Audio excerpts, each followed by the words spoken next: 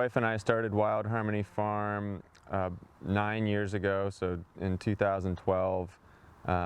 Very small, as kind of a reaction to disappointment in the local meat producing industry. I had worked for a number of farms for several years all over the country and was regularly seeing the need to cut corners for financial solvency.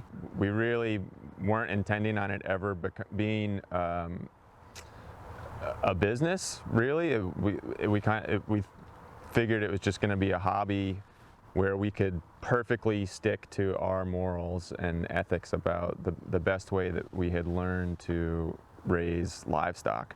We realized that there was a large enough consumer base out there that cared about the same thing, that we were able to grow it into a profitable business. We raise beef, pork, chicken, eggs, and turkey. And the pigs are a farrow to finish operation. Right now we have about 120 pigs, and we breed year round, artificial insemination as well as with a boar. And so we're also finishing year round. The beef is 100% grass fed, and we buy yearlings and then graze them for a year and a half and process them around 30 months. The broiler chickens are certified organic and pasture raised. We move them once a day, typically in a large chicken tractor, and we produce about 2,000 to 3,000 broilers a year. The laying hens are also pasture raised, live in an eggmobile that's rotationally graze through pastures, and right now we have about 300 laying hens. And turkeys we just do for Thanksgiving. We'll produce 200 turkeys this year, and they're also pasture raised. The turkey, eggs, chicken, and pork are all certified organic. We see that the cost of feed is about a third of the cost of the production. The cost of processing is about a quarter, and everything else is like the last a little bit more than a third after that. And so that was the primary catalyst to make us start searching for alternatives to buying organic grain. The other big thing that really has started to come up when we were at the beginning of this project, and really has evolved even more during the course of the project, is looking at what the pigs are doing to the land. And our hope was that through this project we were going to create a scenario where the pigs are actually building soil due to increased dry matter production and the animals being on the land where the food's being grown, eating it, pooping it back onto the soil. So the hope there was that we were going to be really growing organic matter. A few years ago I read a Cornell textbook from the 50s, I think, explaining a practice of hogging down, which is the idea, which was common practice 100 years ago, and further than that, was growing the feed for pigs and letting the pigs harvest it themselves, rather than the necessity for a combine and processors and grinders and storage. Just let the pigs do it. So it seemed like a low cost way for us to try lowering the input cost of feed and just grow it ourselves and let the pigs harvest it themselves. So our idea is to compare the pigs raised just the way that we are here, where they have full access to commercial organic feed. So a group that's eating just like that versus a group that doesn't have any access to commercial feed, that is strictly eating the corn and peas that we've grown for them. We would start them on the corn and peas as soon as the corn is at optimum nutritional value, and until then they would be on commercial feed. In spring of 2019 we put a group of finisher pigs, around 20, onto perennial cool season pasture in order to, in the 2-acre area that we were planning on growing the corn, in the hopes that they would do the primary tillage for us. And we gave them half of an acre at a time, and 1 week at a time. Once they were done, we borrowed a corn planter from another farm. This was the end of June, and then planted the 2 acres in a couple of different blocks. And then it was about 90 days to maturity, and a different group of pigs we brought back in at that point, that were a little bit smaller, not quite finishers, but I think they were probably 150-pound pigs. The idea was that we would give them these half-acre blocks sequentially, and they would just stay in there until it seemed like there wasn't enough food anymore. And they learned very quickly to knock the corn plants over and strip all the kernels off. When the corn was still fairly green at the beginning, they were actually eating a lot of the leaf matter, in addition to the grain. And by the end, when it was getting more brown, they were mostly just eating the grain. We did weigh before we put them in, and weighed them again after we pulled them out, so that we could see the change in weight. And we had a control group at the same time. The whole time that group was in the corn, it was equal numbers from all the litters, so the same litters that were in the control group, that were just on the commercial grain. As we were pulling the pigs out of each area, we would spread the red clover and winter rye seed as a winter cover crop, partly to minimize erosion over the winter, partly so that we were just growing even more dry matter, some crops that could grow in a dormant season when corn wouldn't be able to grow. We're just trying to grow as much dry matter as we possibly could. And then they would also have something in the spring for their first pass again, the following spring. So the spring of 2019, we had one group of finishing pigs doing the tillage. By the end of the summer, when we were harvesting the corn, that was a different group of finishing pigs, because the first group was already off to slaughter, and the group that harvested the corn would have been too small in the spring to do very significant tillage. So we always wanted to have pigs in the 150 to 250 pound range, both doing the tillage and harvesting the corn.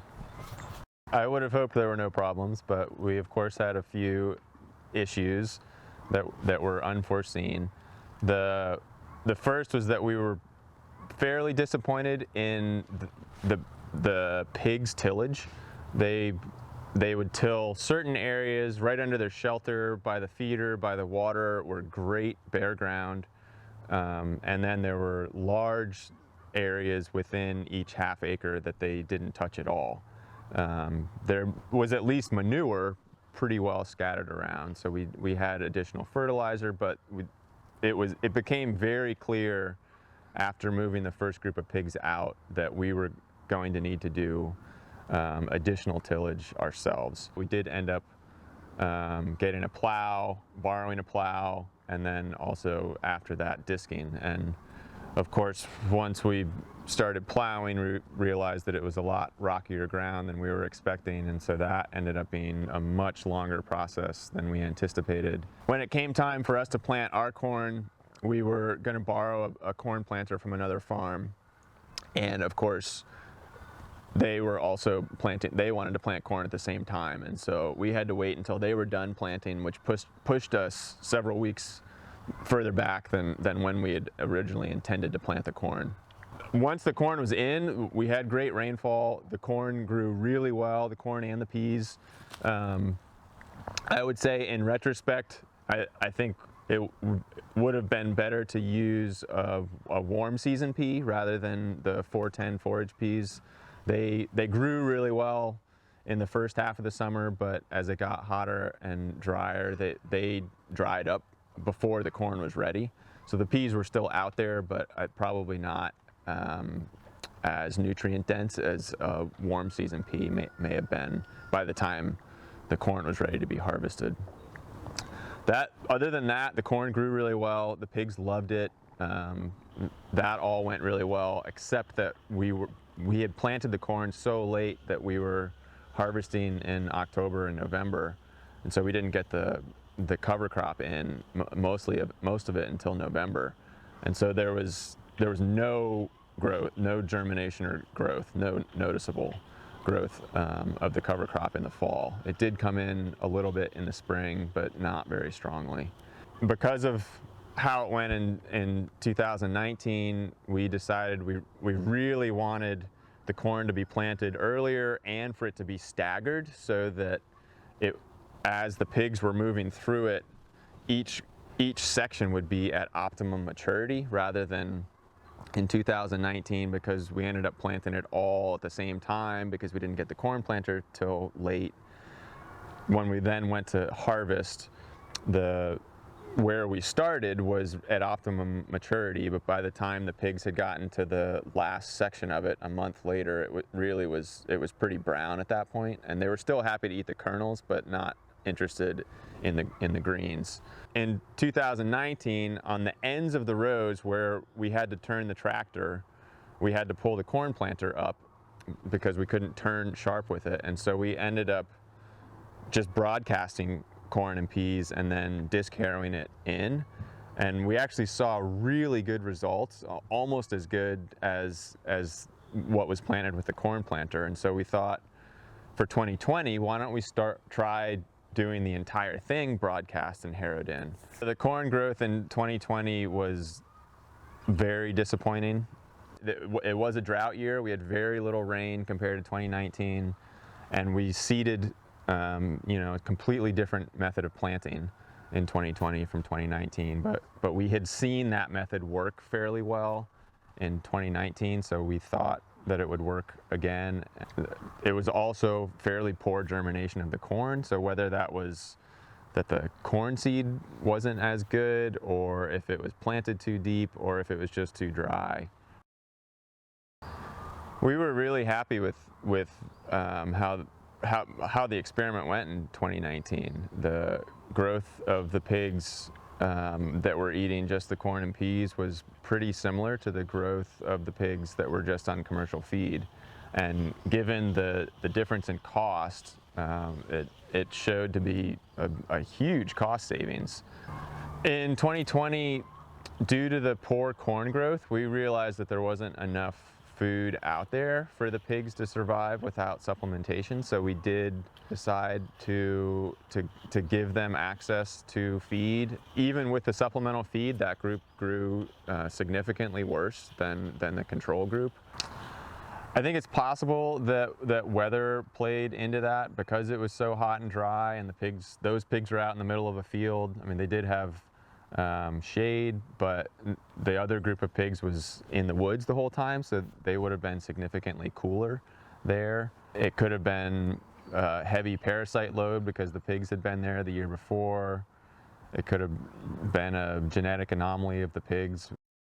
What we wanted to keep constant was being able to measure the difference in soil over the course of 2 years, because that was one of the main parameters that we were trying to measure, was whether or not the soil was improving or getting worse or staying the same over the course of 2 years of tillage and having pigs on the land eating the corn. We took soil samples before the project started in the perennial pasture that we started with, and submitted it to Cornell for the comprehensive soil health assessment. Yeah. And then we took soil samples again after the pigs were out in late 2020. So after 2 years of this experiment, we had what we started with and what we ended with. And what we saw was pretty insignificant, which one of the big worries with the whole project was that if we were going to be tilling perennial pasture, I was worried that we were going to be losing soil to wind or water erosion, or increasing compaction, and it didn't the soil was fairly compacted to begin with and did not get better. It was not noticeably worse, and the same with the soil nutrient levels and organic matter. It didn't seem significantly different.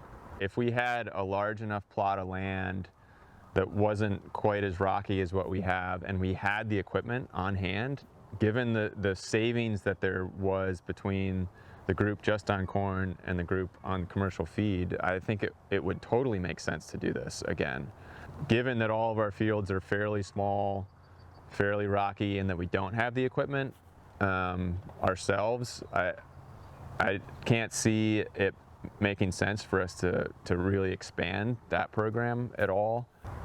We aren't really sure from just 2 years of the experiment whether or not, if we kept going for 10 more years, if it would significantly improve the soil. But what it has got me interested in is, are there other things that we could plant that would be more season appropriate, so that we have crops growing from April into November that the pigs could be on, that wouldn't necessarily provide their whole ration, but would be supplement, and more importantly would be soil building. And so what we're going to experiment with in 2021 is